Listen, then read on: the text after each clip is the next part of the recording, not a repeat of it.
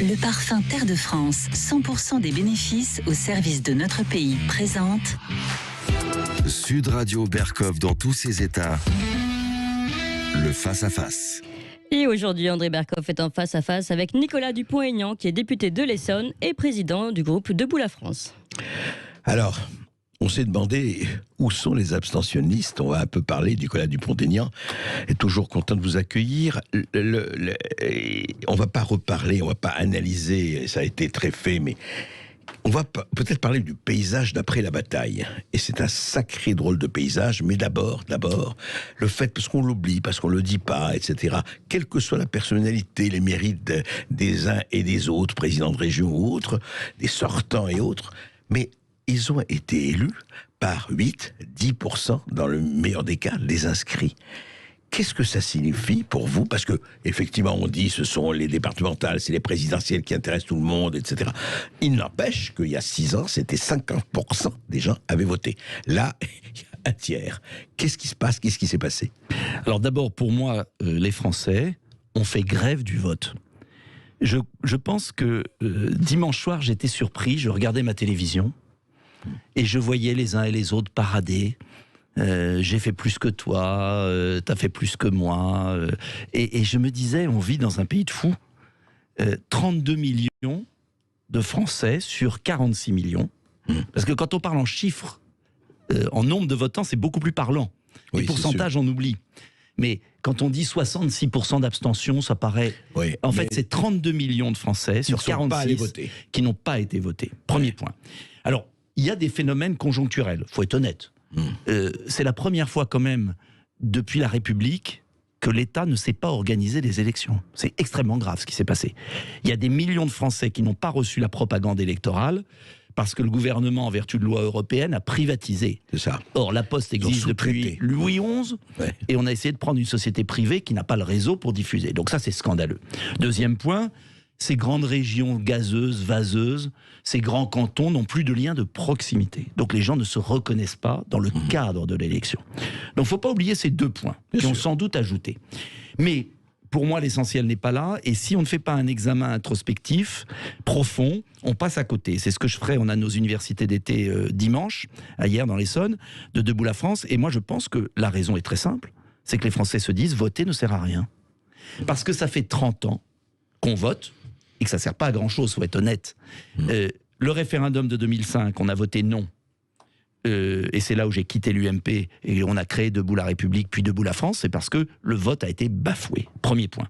Deuxième point, il n'y a pas eu un référendum depuis. Depuis, c'est clair. L'immigration, qui est un des sujets qui pose un problème majeur dans le pays, les Français n'ont jamais été consultés.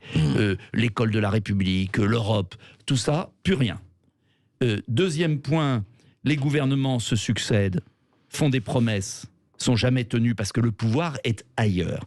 Et vous savez, André Berkov, moi ça fait 20 ans que je le dis, je l'ai commencé à le dire avec Philippe Séguin, avec Charles Pasqua, avec Philippe de Villiers, avec Jean-Pierre Chevènement, tous l'ont dit. Le pouvoir n'est plus à Paris. Il est où?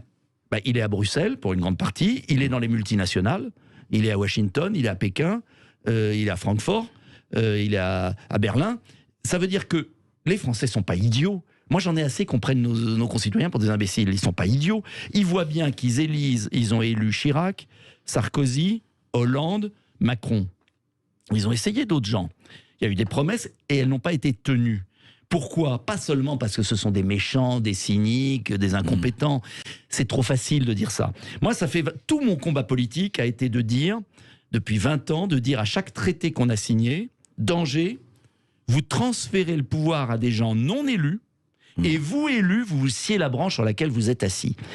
Et ce qui est terrible, c'est que ce discours, je vais être franc avec vous, n'imprime pas chez nos concitoyens. Parce que souvent, j'entends mes concitoyens me dire « Oui, Dupont-Aignan, vous nous cassez les pieds avec l'Europe. C'est pas l'Europe. L'Europe, c'est bien. » Oui, l'idée européenne peut être bien. Moi, je suis pas contre l'idée européenne, mais il y a un moment, on peut pas confier des pouvoirs. Quand j'attendais là, Madame Rivasi, députée européenne, quand vous pensez qu'on est en train d'obliger les Français à se vacciner sur des contrats opaques. C'est complètement fou. Mais c'est complètement fou. Quand vous pensez, dernier point, je ne veux pas être trop long, mais c'est très symbolique. Vous vous souvenez qu'il y a eu la grande discussion sur le CETA, vous savez, ce traité de libre-échange entre le Canada et l'Europe, qui tue nos agriculteurs, nos éleveurs. On n'a pas eu le droit de le lire. Moi, député français, je n'ai pas eu le droit de le lire. On nous a enfermés dans une pièce, on n'avait pas le droit d'avoir un stylo. On devait le regarder. Même pas le photocopier, Mais même pas. rien. Ouais. Donc ça veut dire qu'on est arrivé à un état de non-démocratie et de jeu de démocratie. Alors les Français ne veulent plus jouer. Et c'est pourquoi moi je suis candidat à la présidentielle sur un seul. Ça sert à rien d'élire un nouveau Roitelet. Vous pouvez mettre Dupont-Aignan, Le Pen, Mélenchon, Édouard Philippe, Xavier Bertrand. Si ils prennent la France telle qu'elle l'est, dénudée de ses pouvoirs, souverain, c'est-à-dire la souveraineté du peuple. On a fait la Révolution française pour que le peuple soit souverain. Le gouvernement du peuple, par le peuple, pour le peuple. Le droit de disposer de nous-mêmes. Et c'est pourquoi je dis aux Français inlassablement, et je pense que ça va porter quand même, il faut remettre la démocratie au cœur. Ça veut dire référendum d'initiative citoyen, comme en Suisse. Cela veut dire vote blanc. Ça, c'est l'aspect interne. Cela veut dire un peu de proportionnel. Et puis, ça, c'est l'aspect intérieur. Passer d'une démocratie représentative qui ne vaut plus rien, qui n'est plus légitime, à une démocratie plus participative. Et puis, deuxième point, il faut rapatrier des pouvoirs de Bruxelles à Paris. C'est tout, c'est simple, net, précis. Et ça sera toute ma campagne. Parce que c'est la clé de tout. Tout le reste, c'est de la littérature. Oui, mais d'accord. Désolé. Oui, non, mais c'est pas ça. Mais est-ce que vous ne mettez pas, justement, la charrue avant les bœufs? Parce que c'est très joli de dire, ouais, les Français ne sont pas des imbéciles, on les prend pour des imbéciles, etc., etc. On entend ça tout le temps. Il n'empêche que, s'ils ne vont pas voter, pardon, moi je vais dire un truc, c'est tellement facile. S'ils ne vont pas voter en disant, de toute façon, parce que c'est ça qui se passe, tous, je ne dirais pas tous pourris, mais tous, que ce soit l'un ou l'autre, ça ne changera rien. Et le problème, c'est que, attendez, s'ils ne profitent pas, même si c'est imparfait, même si c'est... raison.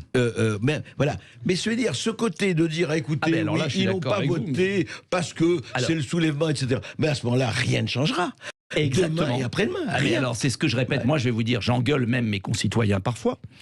Parce que je crois qu'il faut aussi un discours de vérité à nos concitoyens. S'ils ne veulent pas se bouger pour changer les choses, ils vont subir, ils vont devenir des esclaves. Mais, alors, il y en a qui bougent, faut pas exagérer. Mais c'est vrai que je vais vous donner un exemple. Au moment de la crise des Gilets jaunes, j'avais été impressionné. Le courage de personnes sur les ronds-points que j'avais vus. Bien sûr. Et c'était pas les casseurs, parce qu'après on a trahi le mouvement. Il y avait des vrais gens sincères. Je leur disais, mais écoutez, vous êtes restés sous la pluie tous les mois de novembre et décembre, à souffrir. Et au mois de juin, vous aviez les élections européennes. Il y avait l'occasion de voter. Il y avait 15 listes. On ne peut pas dire qu'il n'y avait pas le choix. Il y avait le choix. Vous n'avez pas été. Et ça pose un problème. Et là, je pense qu'il faut que les Français se réveillent. Mais je comprends aussi leur ras-le-bol, parce que quand on écoute la télévision, j'ai parlé tout à l'heure de la propagande électorale qui n'est pas arrivée, j'ai parlé des régions et des départements où on ne sait pas ce qu'elles font, mais il y a aussi quand même un autre aspect, désolé de le dire, et je peux le dire sur Sud Radio, parce que vous êtes une radio, une des dernières radios libres, si je puis dire, c'est que pendant toute la campagne, on n'a eu que Macron-Le Pen, que des sondages disant qu'il y avait que deux choix possibles.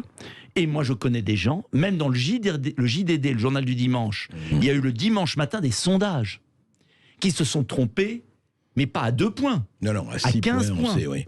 Par rapport au Rassemblement National. On fait croire aux Français qu'il n'y a qu'un choix de second tour. Donc les gens disent, ils lisent le journal, ils écoutent la radio, la télé, ils se disent, bon bah c'est fait d'avance, ça sert à rien que j'aille voter pour monsieur Dupont-Aignan ou pour madame Trucmuche ou pour monsieur X, ça sert à rien. Donc nous, on a ce problème. Et si vous voulez, je pense qu'il y a un cocktail de causes. Et le grand danger, et ce que j'explique à mes concitoyens, pas toujours avec réussite, je le reconnais, c'est que s'ils ne vont pas voter, ceux qui tiennent le pouvoir seront confortés. C'est évident. Et c'est ce qu'on a vu sur les régions. L'État profond va toujours profiter de la résignation des administrés. Et encore une fois, je le dis toujours, si vous ne vous occupez pas de politique, la politique s'occupera de vous. Et oui. D'une manière ou d'une autre. Et c'est pour ça qu'il y a un gros problème, et on va en parler tout de suite après les informations. Nicolas Dupont-Aignan, vous restez avec nous, on va être aussi avec les auditeurs de Sud Radio. C'est que l'autre alternative, et un sociologue comme Michel Maffezoli en a parlé dans son livre, mais beaucoup d'autres, c'est que l'alternative, c'est peut-être le soulèvement. c'est peut-être la violence, personne ne le souhaite. Mais si effectivement il y a un dialogue dessous, mais ça finira et rien ne se passe, ça finira comme ça. Voilà, il y a eu les gilets jaunes, mais il peut y avoir d'autres gilets, d'autres couleurs, exactement. Si ça ne se fait pas dans les urnes, cela se fera dans la rue. Vous le pensez aussi? Mais j'en suis convaincu. Simplement, ça prendra plus de temps. Et c'est dommage.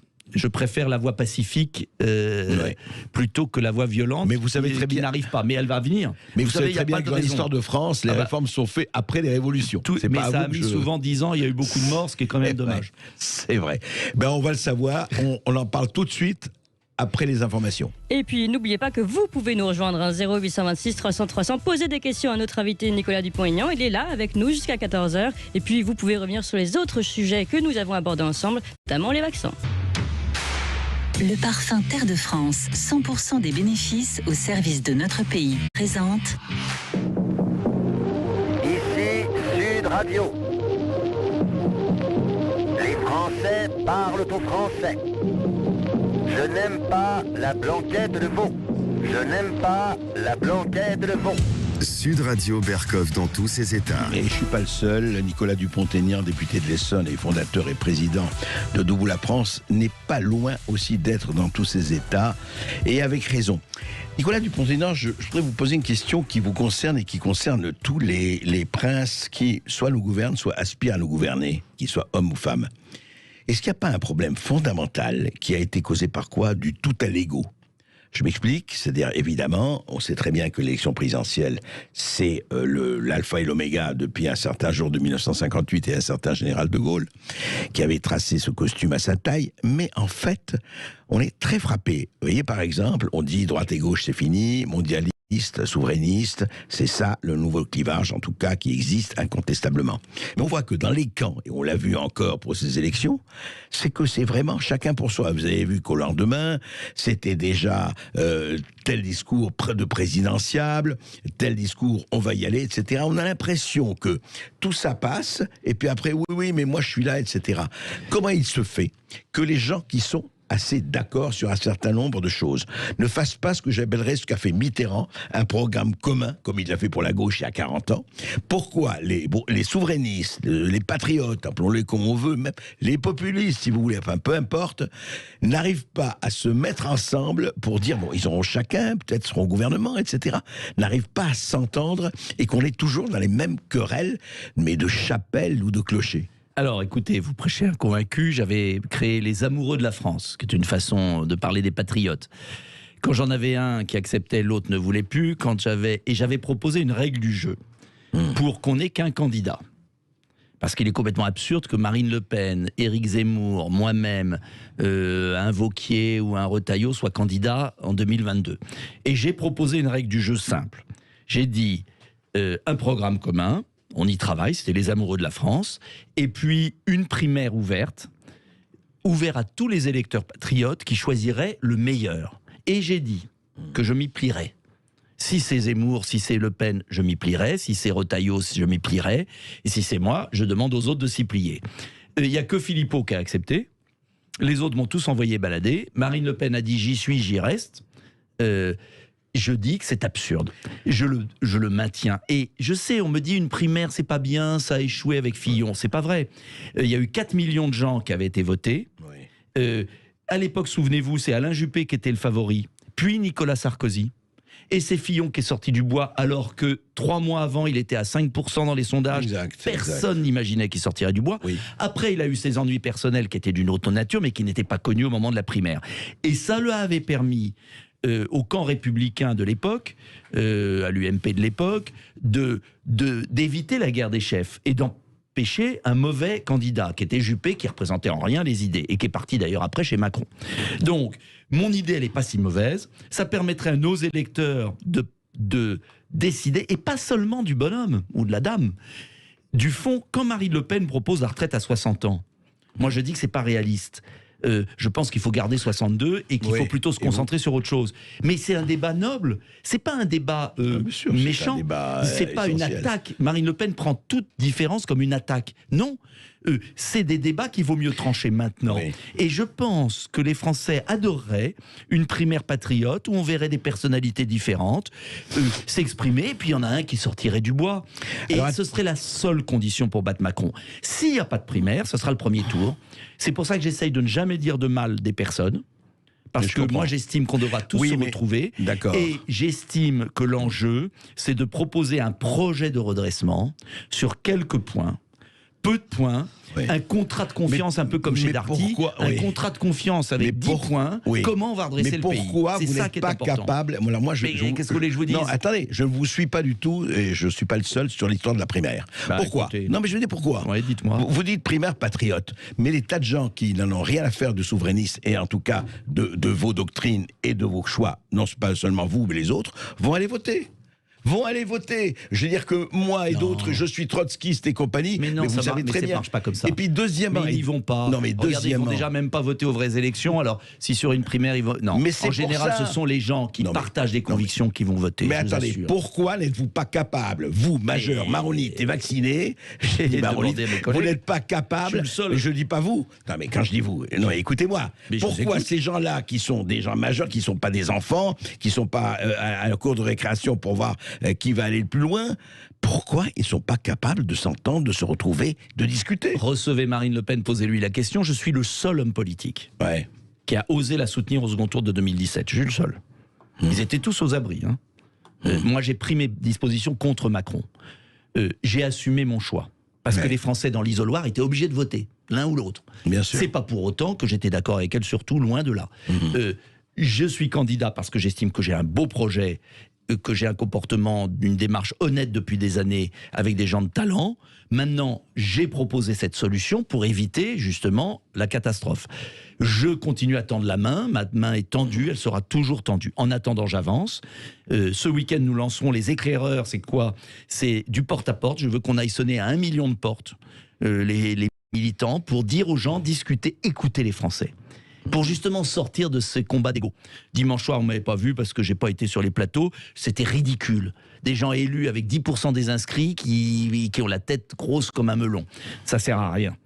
Je crois qu'il faut dire aux Français, en 2022, ce sera un scrutin majeur qui dépasse la droite et la gauche, qui dépasse même mondialiste souverainiste, parce que ce qui est en jeu, c'est la liberté de la France comme pays, Et ça et c'est survit. la Et ça liberté survit. individuelle des Français. Et je vais vous dire une chose, et vous faire une confidence que j'ai jamais dite. Je pensais pas dans ma vie politique arriver à un moment où ce qui est en cause serait la liberté individuelle des Français. Je pensais pas qu'on Liberté allait arriver. individuelle, vous Oui. dites. Elle est en jeu. menacée, là. Et Ouais. moi, je m'engage parce que je considère que c'est plus seulement la liberté de la France comme corps collectif, la nation. Ça a été tout mon combat avec Séguin, etc. Mais qu'aujourd'hui, je m'aperçois que nous sommes plus en terre de liberté et qu'il y a des menaces très graves. J'entendais ce matin un chroniqueur sur une radio disait qu'il va falloir vacciner les Français de force. Oui, avec des menottes. J'entends La police avec les qu'on ne menottes. pourra plus circuler librement dans notre pays. J'entends juste un que mot, mais juste c'est un mot. gravissime. Juste un mot, Je ne Nicolas sais pas si vous Dupont-Aignan. réalisez ce qui est en train de se produire. Alors écoutez justement que les auditeurs de Sud Radio écoutent. Je rappelle qu'il y a eu encore des morts récemment, notamment du variant Delta. Ils étaient tous pas vaccinés. Donc il y a un moment où la connerie, ça suffit. L'obligation, convaincre, on voit bien que ça sert à rien. Tous les gens qui défilent sur notre antenne, qui ne veulent pas se faire vacciner, ils sont de plus en plus irréductibles au fil des jours, avec des arguments de plus en plus nuls. Et j'espère que ceux qu'on aura aujourd'hui, ils auront un peu plus de biscuits que on ne sait pas dans 15 ans ce que ça va donner, etc. Moi je les attends là. Appelez, Ok. appelez, Il a envie d'en découdre. téléphonez, et on vous vaccinera de force. Moi je vous ferai emmener par 2 policiers au centre de vaccination. Parfaitement. J'espère que t'es pas sérieux. Il devient Je suis très complètement sérieux. zinzin. Il faut aller Laurent. les chercher avec les dents. Et avec les menottes s'il faut. Voilà, c'était Emmanuel Le Chypre sur BFM. Il a un hier. mérite. Hmm. Il a un mérite. Oui. Je vais vous dire le mérite qu'il a. C'est qu'il dit tout haut ce que veut faire Véran et Macron. Et ce qui nous attend. Vous pensez que c'est Il leur dit pensée. tout haut, Ouais. et il dit et c'est clair qu'il est, qu'il va, il va se faire taper sur les doigts puisqu'il annonce la couleur. Il a au moins le mérite de la franchise. Et c'est pas ça dont je veux pour mon pays. Et je vous le dis aujourd'hui, c'est la liberté individuelle des Français qui est en cause. Et ça dépasse tout. Ça dépasse les clivages politiques. Et ils avancent masqués. ils restreignent le choix. On a eu la discussion sur le pass sanitaire à l'Assemblée. J'étais seul, pardonnez-moi de le dire, mais j'étais seul. Il n'y a pas eu un député du Front National, et Marine Le Pen n'était pas là, M. Mélenchon non plus, pour batailler contre le pass sanitaire. À la séance, oui. À la séance du lundi soir, je m'en souviendrai toute ma vie. C'est terrible ce qui se passe. Et ce qui est faux dans ce qu'il dit, il y a 50 morts vaccinés en Angleterre sur 117, là. 50, ils étaient vaccinés. Donc qu'on ne nous dise pas que le vaccin protège de tout. Deuxième point, il ne protège pas de la transmission. Et ce ne sont pas les non-vaccinés qui sont responsables des morts vaccinés du Covid. Donc, c'est mensonger, on joue sur la peur, c'est vichiste, c'est un comportement vichiste, c'est un comportement qui joue sur la peur. Vous allez loin, là, oui, Nicolas parce que ce sont les mauvais penchants des Français qu'on est en train d'attiser, que le gouvernement est en train d'attiser. Et quand la peur joue, la raison ne joue pas. Et moi, je ne suis pas un anti-vaccin. Je pense que le vaccin, il y a des vaccins utiles, il y a des vaccins qui n'ont pas été utiles, il y a des personnes qui méritent d'être vaccinées, il y en a d'autres qui ne méritent pas d'être vaccinées. Il y a un bénéfice-risque, il y a la responsabilité individuelle et il y a la déclaration des droits de l'homme. Chacun dispose de son corps. Et c'est une société dont je ne veux pas. Et d'ailleurs, j'appelle les Français à se mobiliser. Et même la PHP a dit que les personnels soignants ne sont pas du tout obligés, il n'y a pas d'obligation à se faire vacciner. Ils l'ont rappelé il y a encore 3 jours. On se retrouve avec les autres du Sud Radio tout de suite après ça. Allez, citoyens, citoyennes, c'est à vous de nous appeler 0826 300 300, vaccinés, non vaccinés. Vous êtes libres de nous appeler justement. On se retrouve dans quelques instants. Sud Radio Berkov dans tous ses états. Et vous êtes nombreux Français de Sud Radio à prendre la parole au 0826 300 300 et à vouloir vous adresser aujourd'hui à notre invité Nicolas Dupont-Aignan. Tout de suite, on donne la parole à Bernard qui nous appelle des Pyrénées-Orientales. Bonjour Bernard. Oui, bonjour Bernard. Alors, bonjour Sud Radio, bonjour André Berkov, dans tous ses états. Bonjour à Clémence, j'avais un peu esquinté son prénom une fois, donc je veux bien m'en excuser. Bonjour à Nicolas, aux auditeurs, Nicolas Dupont-Aignan. Bonjour Bernard. Voilà, alors moi je vous suis depuis tout le confinement, vous faites pratiquement une vidéo, pratiquement ou 2 par jour, quotidienne, pour relever. Alors donc voilà, pour moi vous êtes, voilà la question que je voulais déjà développer, faire rapidement, bien sûr, je suis pas tout seul, pour les élections régionales, on va dire. Il y a un imbroglio déjà, Darmanin s'est excusé, je pense qu'il y a anguille sous roche, mais moi je suis pas spécialiste pour creuser ça. Il y a eu, je veux dire, un peu de légèreté là-dessus, mais surtout, je pense que les citoyens, vous l'avez dit avec monsieur André Berkov l'a répété aussi, l'a souligné, les Français se désintéressent de ça par, j'allais dire, un manque d'instruction là-dessus. C'est très facile à dire, personne ne me plaît, ainsi de suite, je vote blanc. Alors, si on les oblige à voter, et puisqu'il est question, c'est un peu dans les rouleaux, dans les tuyaux, de forcer, de faire un vote obligatoire. Le vote obligatoire, oui. Les gens vont mettre des papelards qu'ils ont même dans les poches, dans les trucs. Enfin, j'exagère un peu, mais c'est ça. Il faudrait peut-être faire passer des examens pour savoir le sens d'analyse que possèdent les gens. Sens d'analyse, parce que moi je trouve que c'est presque digne d'un examen, peut-être du BEPC ou je sais pas quoi, pour savoir analyser des textes, des phrases, des thèmes, tout ce qui... Vous voulez dire que les Français, beaucoup de Français manquent de cette instruction élémentaire, pour savoir pourquoi ils votent et pour qui, c'est ça? Pour qui, voilà, pour le sens de l'analyse. Alors après, je vais aller sur un endroit un peu plus, on va dire, un peu plus pervers. Allez-y. On va dire régionalement, départementalement, c'est-à-dire à proximité de ces élus. Il y en a beaucoup qui vont voter par intérêt parce qu'il y a encore du clientélisme. Moi, je peux le dire sur Sud Radio, je vais vous le dire. Moi, si vous voulez, je suis musicien amateur depuis longtemps. C'était pas mon métier, je travaillais dans des stations de ski. Mais je suis musicien, je suis sur YouTube, voilà, et j'ai le département qui finance des clips que je fais qui m'aide. Et j'ai une jeune femme qui m'a dit, vous savez, je ne sais pas si on va se retrouver après les élections. Vous voyez, et ça, je vous dis, c'est pas du... Non, mais je vous crois, on vous croit. C'est-à-dire que, est-ce que vous allez voter bien ou pas, cher musicien, c'est ça? Alors moi, j'ai voté à mon âme et conscience, je vais vous dire franchement, j'ai pas voté, j'ai voté pour une coalition, pour du dégagisme. Et là, je rebondis sur monsieur, poliment, je rejoins monsieur Nicolas Dupont-Aignan, qui est pour moi un électron libre, qui dit des choses hyperboliquement vraies, qui sont sensés, et je pense qu'il peut y avoir une alliance par la suite. Il faudra forcément qu'il y ait des alliances, un peu, peut-être avec du LR, un peu, parce qu'il y a des bonnes idées. Je voulais souligner au passage, aujourd'hui je vis de mon sac, les trois, j'allais dire, poids lourds qui ont été élus LR, qu'est-ce qu'ils ont dit? Le premier leitmotiv, sécurité, haine anti-France, ça a été les deux premières lignes qu'ils ont sorties. C'est-à-dire qu'ils ratissent le jackpot, vous voyez? D'accord, Bernard. Nicolas Dupont-Aignan. J'ai rien à ajouter, il n'y a pas vraiment de questions, c'est des commentaires sages. Il y a un point, si je veux ajouter, c'est qu'on est en train de nous préparer le vote par Internet ou par correspondance. Et j'entends souvent des gens qui me disent « ce serait bien, je pourrais voter par Internet ». C'est une folie. Je veux dire deux choses. Les votes par Internet existent pour les élections des Français de l'étranger, il n'y a pas plus de participation. Et deuxièmement, le vote par Internet, c'est la fin du vote anonyme. Ça veut dire qu'il y aura du vote communautariste, le mari votera pour la femme ou l'inverse, et il n'y aura plus de vote anonyme dans l'isoloir. Ça veut dire l'employé, son patron, il pourra savoir pour qui il vote. Cela veut dire la fraude gigantesque. Et donc, la solution pour mettre fin à l'abstention, c'est de rendre le vote utile.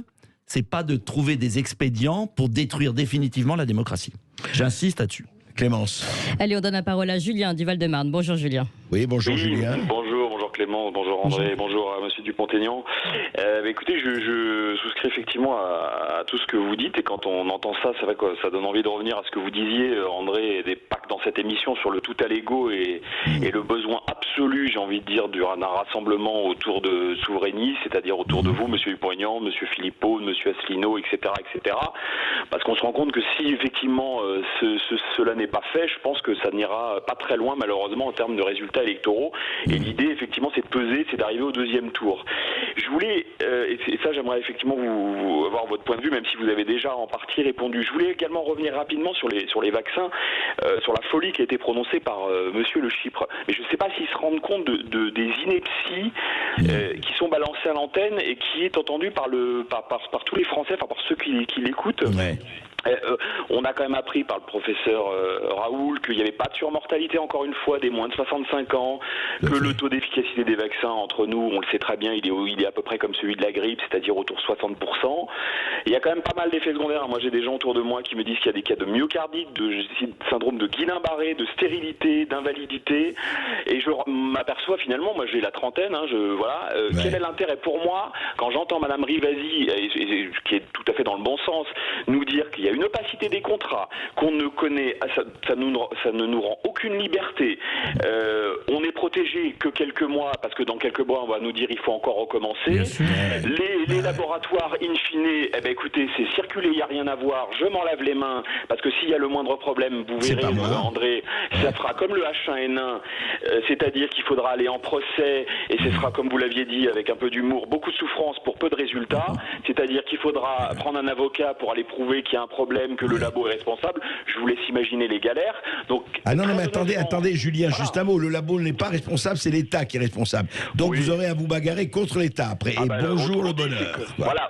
Autrement dit, c'est comme pour les prunes. Même quand vous avez raison, vous avez tort. Donc franchement, mais quel intérêt à faire ça? Mais moi, je vais vous dire une chose. Moi, j'ai fait très simple, et il y a beaucoup de gens dans mon entourage qui ont fait très simple, comme ce qu'a proposé monsieur Dupont-Aignan, monsieur Asselineau, monsieur Philippot, autoriser les traitements. Moi, j'ai été voir mon médecin qui m'a finalement prescrit de l'ivermectine, qui m'a dit en off, mais effectivement, on le sait que ça fonctionne, on le sait, mais aujourd'hui, il y a une omerta, mais qui est dithyrambique. C'est-à-dire, vous dites ça, vous êtes traité de complotiste. Moi, je suis pas anti-vaccin, je vous dis, voilà, j'ai été vacciné contre plein de choses qui ne sont pas obligatoires, mais là franchement on sait très bien qu'un vaccin comme celui-là, ça prend du temps, on ne peut pas faire un vaccin en 6 mois, donc on arrête cette propagande dans les médias. Moi je vais vous dire une chose, et je rejoins ce que vous aviez dit André il y a quelques temps, je n'écoute même plus les médias parce que franchement j'en ai marre. Alors à part votre émission, un peu RT France et quelques autres émissions, voilà, on dégoûte les gens, en fait on dégoûte les gens et on perd le peu de confiance qui reste. Il faut être sérieux 2 minutes, il faut arrêter de proposer aux gens, mais pour en finir, pourquoi, encore une fois, on a maudit les traitements, et ça, je l'avais déjà dit, je le redis, ça a été dit par des spécialistes sur votre antenne, parce que la poule aux œufs d'or des vaccins tombe si on autorise les traitements, les vaccins, pardon, qui sont en autorisation conditionnelle, eh bien, de facto, les vaccins ne seraient plus autorisés. Donc, il faut arrêter à un moment donné, il faut être sérieux, voilà. Nicolas Dupont-Aignan, je crois. Bravo Julien, il exprime tout ce que je ne cesse de répéter depuis le début de cette crise. Il y a un point qui est absolument saisissant et qui est une preuve. L'Institut Pasteur de Lille, financé par LVMH. On ne peut pas dire que ce LVMH soit mes soutiens et on ne peut pas dire que c'est une officine complotiste, l'Institut Pasteur de Lille. Pas vraiment, non. Avait un traitement opérationnel qu'ils voulaient tester à partir de février. Ils n'ont eu l'autorisation de le tester qu'au mois de juin. 4 mois de retard. J'appelle ça un blocage, mais parce que, comme l'a très bien dit monsieur, les vaccins ont une autorisation conditionnelle. Et cette autorisation conditionnelle ne tient que s'il n'y a pas de traitement alternatif. Bien sûr. Or, on ne doit jamais mettre, j'estime que quelqu'un qui est un homme d'État ne met pas tous les œufs dans le même panier. Et la réalité, c'est qu'il fallait développer les soins d'hydroxychloroquine, d'ivermectine, d'azithromycine, l'Institut Pasteur de Lille, parallèlement au vaccin. D, etc., et etc., on a été caricaturé, on ne peut plus s'exprimer dans notre pays. Donc, moi j'ai toujours été modéré, je ne suis pas un excité, j'ai toujours proposé le complément, il fallait procéder par addition, mais non, c'est terrible ce qui se passe, c'est terrible pour la démarche scientifique, parce que ce qui est terrible d'ailleurs aussi, et comme l'a dit Julien, c'est qu'ils nous font passer pour soi-disant complotistes, alors que c'est nous qui avons une démarche scientifique. Une démarche pas à pas, de comparatif, de prudence, d'expérimentation. On va continuer à en parler après ceci. Voilà, exactement. Ce qui se passe vous interpelle, en tout cas, ça c'est sûr, puisque vous êtes très très nombreux à nous appeler au 0826 300 300. Nicolas Dupont-Aignan reste avec nous jusqu'à 14h. Et vous aussi, à tout de suite. Sud Radio Berkov dans tous ses états. Et vous êtes nombreux à continuer de réagir au 0826 300 300. Vous êtes nombreux aussi à vouloir poser des questions à notre invité Nicolas Dupont-Aignan, député de l'Essonne, président de Debout la France. Allez, une voix féminine. Sylvie nous appelle d'Avranches. Bonjour Sylvie. Oui, bonjour Sylvie. Bonjour André Berkov, bonjour Monsieur Dupont-Aignan. Moi je téléphonais pour apporter un témoignage. Voilà, j'ai 60 ans, c'est la première fois de ma vie que je ne vote pas. J'ai toujours, par respect même pour mes grands-mères qui n'avaient pas le droit de vote, j'ai élevé mes enfants dans cet état d'esprit. Et je voudrais vous expliquer pourquoi j'ai pas voté. C'est pas une question de démission de quoi que ce soit. C'est que suite à cette crise, je me suis justement rapproché des discours de Monsieur Dupont-Aignan ou de Monsieur Philippot qui étaient à l'opposé de ce que je pouvais penser à une époque manipulée par la presse qui me disait il faut voter Chirac sinon la sorcière va passer, vote Macron sinon la sorcière. Et moi j'ai obéi et puis à contre-cœur, mais je l'ai fait. Aujourd'hui je me rends compte que Le Pen ou Macron ils auraient fait exactement la même chose, c'était pas le problème. Mais moi ma question c'est ok, j'adhère à ce que vous dites. Je suis dans la même colère que vous par rapport à ce manque de liberté qui est quelque chose auquel je suis hyper attachée.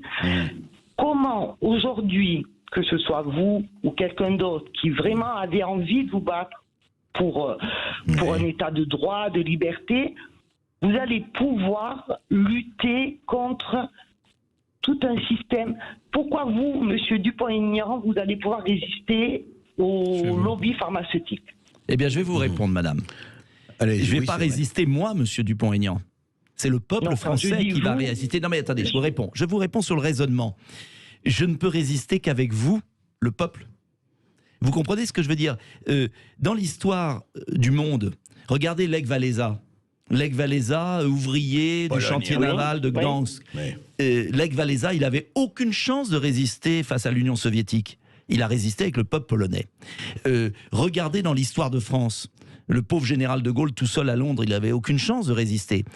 Si on se pose la question au départ de savoir si moi, Monsieur Dupont-Aignan ou Monsieur X ou Madame Y, on va y arriver, mais on va tous se coucher. L'histoire d'un peuple, c'est la capacité à s'unir pour défendre des valeurs. Et c'est ça qui me motive dans mon combat politique. Parce que vous savez, j'ai des coups de mou, je ne vais pas vous dire que je suis un surhomme, on a des coups de mou. Non, c'est pas une question mais j'ai besoin de vous. J'ai besoin de vous. Et ce que je voudrais faire passer pendant cette campagne présidentielle, c'est qu'ensemble, on peut y arriver. Il n'y a pas de fatalité. Vous savez, ils sont beaucoup plus fragiles que vous croyez. Ils n'ont pas l'adhésion populaire. Ils n'ont pas l'adhésion populaire. Non, mais donc, il moi, dépend de nous. Il dépend de nous, mais madame, je finis juste. Ouais. Il dépend de nous, peuple français, qu'on se lève.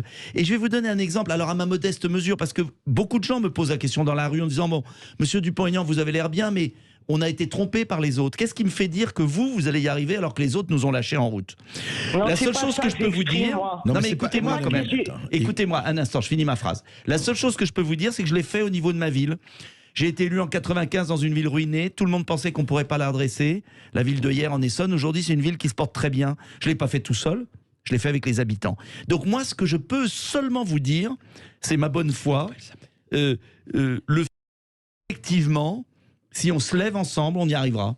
Voilà, parce qu'on le veut, alors, parce qu'on a des valeurs, parce qu'on a la capacité, le peuple français est un grand peuple. D'accord, et vous avez écouté, mais écoutez Sylvie aussi. Oui, mais j'écoute Sylvie, mais je lui réponds. Si vous voulez, ça c'est un discours électoraliste, je l'entends, faites-moi confiance. Non, mais c'est pas électoraliste. Non, mais Nicolas, écoutez-la aussi, sinon on fait rien. C'est pas ça qui m'inquiète, je veux bien vous faire confiance, vous, quelqu'un d'autre.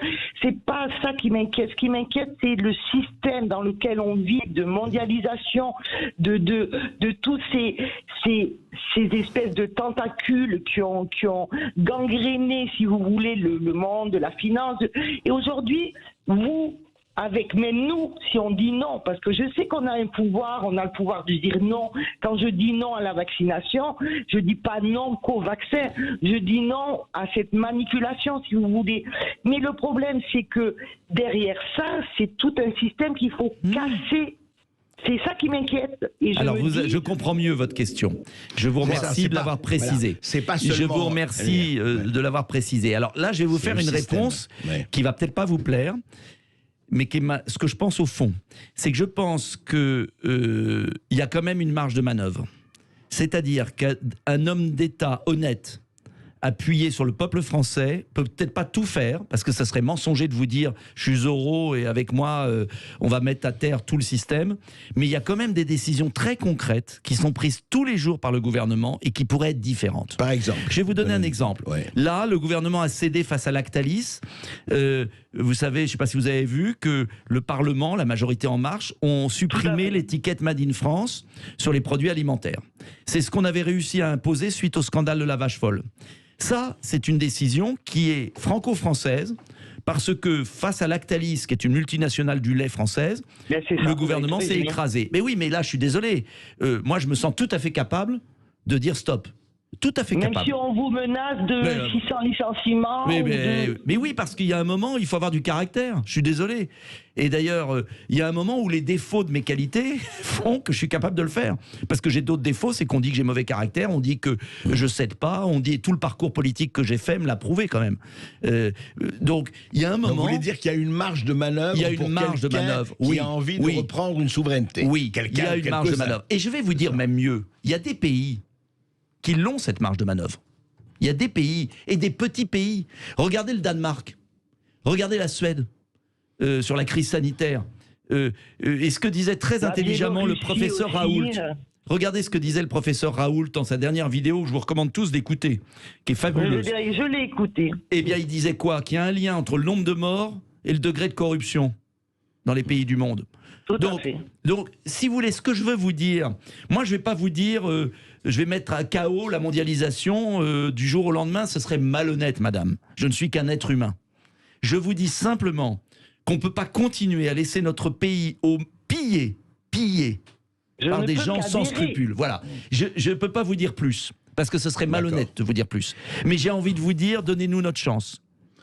Eh bien, écoutez, Sylvie vous écoute et les auditeurs vous écoutent. Merci. Clémence. Et nous appelle d'ailleurs. Guillaume nous appelle de Carcassonne. Bonjour Guillaume. Bonjour Guillaume. C'est une vraie question qu'a posée Sylvie et je comprends son doute. Allez Guillaume, on vous écoute. Elle n'est pas la seule. Oui Guillaume, on vous écoute. Allez-y Guillaume. Oui, bonjour André, bonjour Clémence, bonjour à tous les auditeurs de Sud Radio et bonjour monsieur Dupont-Aignan. Bonjour Guillaume. Je suis donc ravi d'intervenir sur des sujets ô combien importants là pour le pays. Alors je ne vais pas parler moi des traitements et vaccins parce qu'on pourrait y passer des heures. Je crois qu'il y a beaucoup d'auditeurs qui veulent intervenir. Moi je voulais revenir sur l'unité patriotique que monsieur Dupont-Aignan a soulevé il y a quelques instants. Et il est intéressant de l'entendre dire qu'il avait besoin du peuple pour y arriver, mais je pense que M. Dupont-Aignan, vous avez surtout besoin d'alliés. Et c'est intéressant de vous entendre dire aussi qu'avec M. Asselineau, parce que quand je parle d'alliés patriotiques, pour moi, hein, c'est les trois principaux, c'est vous, M. Asselineau et M. Philippot. Il y en aurait peut-être d'autres. Hein. C'est toujours intéressant de vous entendre dire que vous l'avez proposé, mais vous avez été plus ou moins rejeté par les autres. Parce que j'ai posé la question. J'ai pas dit pour Philippot. Oui, non, parce que j'ai posé la question, moi, M. Philippot. Philippot m'a répondu un peu la même chose. Bon, c'était par Facebook hein, que je l'ai contacté. Et qui m'avait dit que lui, il avait proposé aussi la même chose et qu'il avait été rejeté. Donc, je pense qu'on est tous d'accord pour dire qu'il faut absolument qu'il y ait une autre voie pour la prochaine élection présidentielle, une force patriotique avec une primaire patriotique, et ça sera aux Français de choisir. Mais qu'est-ce qu'on peut faire pour que vous puissiez vous entendre? Vous vous êtes entendu quand l'Angleterre était sortie de l'Union européenne, vous vous êtes retrouvés tous les trois. J'ai trouvé cette image-là tellement vraiment chaleureuse. Voilà, du coup, la question est posée. Qu'est-ce qu'il faut faire pour que vous puissiez vous entendre? Quels alliés avec qui? Alors, c'est ça. D'abord, deux choses. Alors, surtout pas Marine Le Pen, déjà. Deux choses, perso, mais... Deux choses. D'abord, sur M. Philippot, vous retrouvez sa déclaration publique. Il a approuvé mon idée de primaire et je l'ai remercié. Donc, avec Philippot, il n'y a aucun problème sur la primaire. C'est déjà un point. Il faut convaincre maintenant M. Asselineau qui ne voulait pas en entendre parler, mais il peut évoluer. Moi, je crois que dans la vie, on peut évoluer. Deuxièmement, je pense qu'il ne faut pas limiter notre union au seul Philippot, Asselineau et moi-même. Je pense qu'il faut élargir. Et je vais vous le dire, je suis convaincu que l'union viendra de la base, parce que je pense que les appareils sont un peu sclérosés et qu'on le voit bien côté LR. Côté républicain, vous avez des gens qui partagent nos convictions, même s'ils ne sont pas d'accord sur tout, et qui ne veulent pas partir vers Macron ou vers Bertrand, qui en fait ne changera rien. Et je pense qu'il y en a beaucoup. Je pense à un Aubert, je pense à d'autres, et qui sont mûrs, en tout cas, qui, même si eux n'osent pas, leurs électeurs sont prêts à le faire. Et puis je pense qu'au Rassemblement national, il y a des gens qui en ont marre de la stratégie de Marine Le Pen, qui est je dis plus rien sur rien, et je veux absolument garder mon précaré. Je pense que les élections régionales, même s'il n'y a pas eu beaucoup de votants, ont montré qu'il y avait un peu une lassitude. Donc moi je pense que dans la vie, les choses évoluent à mesure que le danger arrive. Et je crois qu'à mesure qu'on va se rapprocher de l'échéance, à mesure que des atteintes majeures sont portées contre notre liberté individuelle, et que là, les Français vont peut-être comprendre que ce qu'on disait il y a quelques années sur la liberté de la nation passe aujourd'hui à la liberté individuelle. Et je crois que le Français est profondément attaché à sa liberté. Et j'espère qu'il va y avoir une prise de conscience, et vous pourrez toujours compter sur moi, à ma modeste mesure, pour acter cela. Voilà. Tout ce que vous pourrez faire pour convaincre les uns et les autres sera positif. Qui votera verra. Et oui. Et continuez de nous appeler aussi avant de voter. 0826 300 300, on se retrouve dans quelques instants. Et vous continuez de nous appeler au 0826 300 300 pour poser des questions à André Berkoff et surtout à notre invité Nicolas Dupont-Aignan, député de l'Essonne, président de Debout la France, qui est avec nous encore pour un bon quart d'heure. Tout de suite, Elisabeth. Elisabeth nous appelle de Bayonne. Bonjour Elisabeth. Oui, bonjour à tous. Bonjour. Bonjour. Je suis déjà très contente de passer sur votre antenne. J'espère que vous m'entendez bien. Très bien, Elisabeth. Bon, parfait. Voilà, moi je tenais à m'exprimer sur quelque chose. J'habite donc du côté de Bayonne. Je suis maman de 3 enfants qui sont majeurs et bientôt mamie. Oui. Et je me dis qu'en fait, il n'y a pas besoin d'attendre que les programmes politiques soient en osmose et qu'ils se mettent d'accord. Moi, je trouve qu'il n'y a plus le temps pour cette vaccination obligatoire. Il faut absolument qu'on se réveille, qu'on s'interpose à leur plan et que tous les acteurs qui crient haut et fort et que l'on a du mal à contacter quand on est en province ou autre, il faut qu'ils nous donnent une date, un jour, pour une grande manifestation pour dire non à tout ça. Ah voilà. Oui. Vous voulez dire descendre dans la rue et manifester. Bien, oui. Pacifiquement, mais bien. Bien, mais bien, et une journée. Une journée. Au même titre que l'appel du 18 juin, on se fixe une date, tous, et on verra bien si tous les Français ou pas suivent le gouvernement. Je ne pense pas. Mais je pense qu'à faire des petites actions comme ça, individuelles et non centralisées, Ça ne porte pas ses fruits. Alors évidemment, on n'est pas tous à Paris, donc il faut nous fixer une date. Et je pense que les gens en province sortiront également dans la rue pour manifester leur désaccord, surtout pour cette vaccination. Et je conseille un film à Monsieur Le Chypre. Et HHH, et ça décrira la montée du nazisme. Et avec les propos qu'il a eus ce matin, je pense qu'il ferait bien de réviser un petit peu ces classiques et de regarder ce genre de film pour voir que... Oui, c'est le film, je sais, tiré d'un roman, je vois de ce dont vous parlez, tiré d'un roman sur Himmler, enfin sur... exactement, sur Heinrich Himmler. Voilà, la montée d'Himmler, exactement. D'accord. Donc, voilà, c'était ce que je voulais dire. D'accord, eh bien écoutez, une manifestation, Nicolas Dupont-Aignan. Pourquoi pas? Une manifestation nationale. Pourquoi pas. Ça serait une bonne initiative. En tout cas, je remercie madame. Moi, ça me réconforte d'entendre ces témoignages, parce que je sens qu'il y a quand même une prise de conscience que là maintenant on s'attque à nos corps. Oui, le droit du peuple à disposer de lui-même et le droit de chaque Français à disposer de son corps. Et vous, Sylvie? On ne peut pas attendre d'avoir tous les mêmes idées.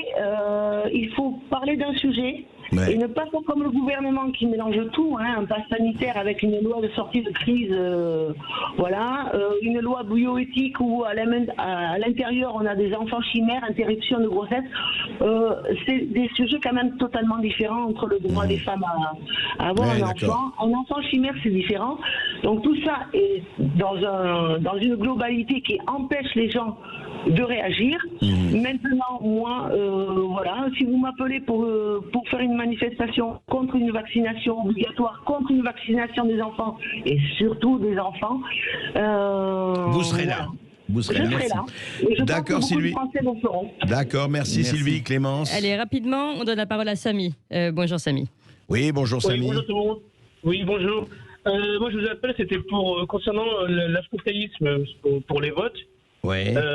Moi, je trouve ça franchement aberrant en France de ne pas voter, parce que c'est un pays démocratique où il y a la démocratie, où on vote, on va choisir un président ou un ministre, et les gens traversent des terres et mers pour venir, pour voter, ou font des guerres pour virer des dictateurs, et en France on vote plus. Donc franchement, c'est incompréhensible. Je suis complètement d'accord avec vous, Samy. Je trouve ça lamentable et il faut dire de temps en temps aux gens, excusez-moi, je vais être vulgaire, bougez-vous le cul une fois tous les 4 ou 5 ans, vous pouvez le faire, sinon arrêtez de râler. On ne peut pas, franchement, avoir des gens qui passent leur temps à dire ça va pas et qui font rien. Je veux dire, au moins faites ça. Et alors, quand on me dit oui, mais il n'y a personne, j'ai dit écoutez, votez pour le ou la moins pire. Déjà ça.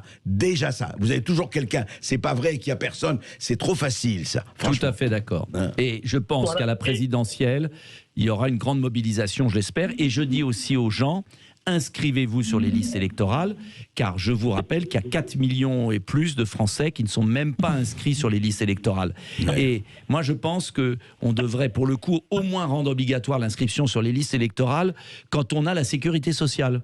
En même temps que le numéro de sécurité sociale, on a l'inscription sur les listes électorales, parce que c'est un peu facile. Oui, vous n'êtes pas pour le vote obligatoire. Si, moi j'étais pour un système, j'étais pour le mettre vote blanc avec le vote obligatoire. Oui, c'est-à-dire, je pense qu'on ne peut imposer le vote obligatoire que s'il y a le vote blanc. Reconnaissance du vote blanc, on est d'accord. Qui est une reconnaissance du vote blanc. Et j'avais même proposé, je crois que j'ai fait une proposition de loi là-dessus, qu'au-delà d'un seuil de vote blanc, l'élection est rejouée avec interdiction pour les candidats de se représenter. Ouais, 50% de... Voilà. Ouais, ou 60%. Donc vous êtes pour mais moi j'ai toujours été pour le vote blanc.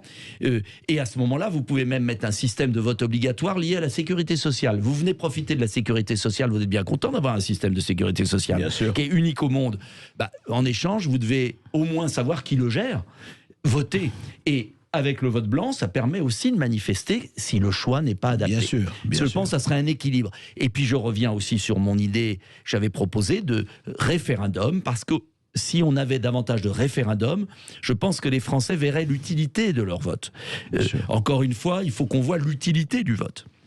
On est absolument d'accord. C'est du bon sens absolu. Et en fait, restons dans le bon sens. On est trop peut-être tard pour prendre encore. Je sais qu'il y a beaucoup d'auditeurs qui sont avec nous, qui attendent de parler. Malheureusement, nous arrivons en fin d'émission. Ils peuvent retrouver, en tout cas sur Facebook. Voilà. Je fais des vidéos puisque la presse n'est pas libre partout. Et je vous remercie Sud Radio, qui est une des derniers espaces de liberté dans notre pays. Voilà, d'ailleurs, on en profite pour préciser. Donc, vous avez le Facebook de Nicolas Dupont-Aignan et vous pouvez retrouver cette émission en podcast aussi sur sudradio.fr et sur YouTube, évidemment. Nous sommes sur tous les réseaux. Merci beaucoup, Nicolas Dupont-Aignan, député de l'Essonne, président de Debout la France. Tout de suite, Sud Radio continue avec Brigitte Lahaye. Les ados ont besoin d'argent à tel point que certains vont jusqu'à la prostitution. Osons évoquer le sujet, nous dit Brigitte Lahaye, avec son invité Samuel Comblès, qui est psychologue et psychothérapeute. Là aussi, vous pouvez intervenir au 0826 300 300. Et demain, André Berkoff, votre invité à midi 40, c'est sur Navalny, justement, espion. Alexei Navalny, effectivement, l'affaire Navalny, avec un spécialiste des services de renseignement suisse, s'il vous plaît. Parce qu'on parlait de référendum, et voilà, on a invité un grand policier suisse. On vous dira tout ça demain. À demain.